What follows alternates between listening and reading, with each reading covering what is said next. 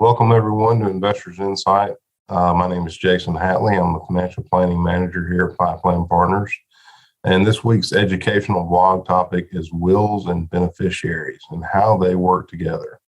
Let's talk a little bit about just the topic of beneficiaries first. Most of the time when we think about a beneficiary, we're thinking about a life insurance policy or a qualified retirement account like a 401k, a 403b, or an IRA that you've rolled one of those accounts out into or started on your own. Beneficiary designations are not just limited to those types of accounts. They can also be added to just about any accounts you can think of: bank accounts, non-retirement accounts, annuities, really anything else through what's called a transfer on death designation. It functions exactly like a beneficiary on a retirement plan or an insurance policy.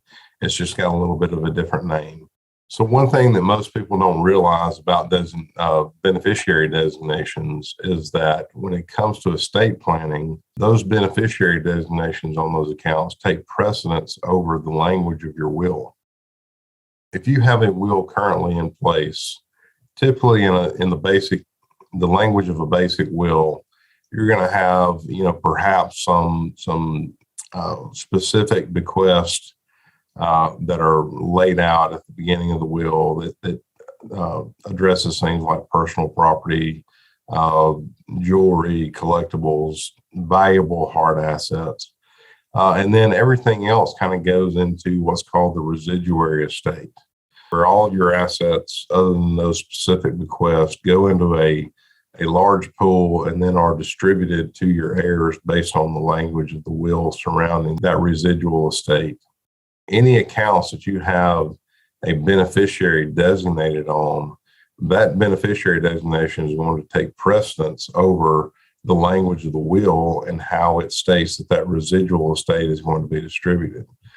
So in other words, any accounts that you have a beneficiary designation on is going to be pulled out of that residual estate and distributed according to that beneficiary designation, leaving only anything that is left beyond that to be distributed according to the will.